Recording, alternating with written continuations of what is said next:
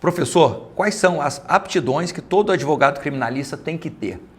Bem, eu trago algumas, pode ser que outros colegas advogados pensem em outras aptidões que eu não penso, mas eu penso que o advogado criminalista, a primeira coisa, ele tem que se interessar por direitos humanos, tem que se interessar, né, pela dor das outras pessoas, ele tem que querer resolver o problema do outro.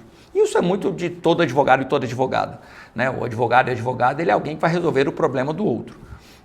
Mas o criminalista, ele é aquele que vai resolver o problema de quem está sofrendo a ponta da força do Estado. São situações muito sensíveis, então você tem que estar disposto a vivenciar aquela situação, uma cobrança excessiva ou do cliente ou da família, você tem que estar disposto a isso.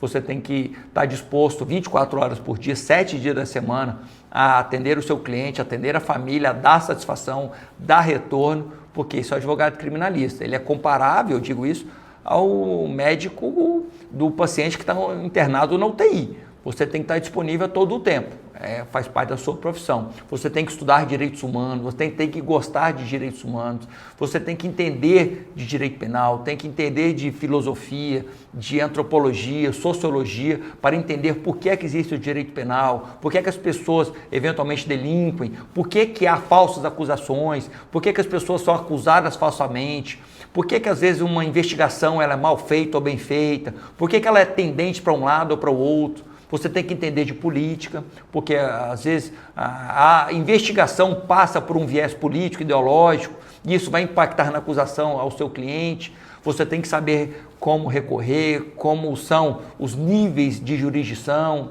para onde e como recorrer.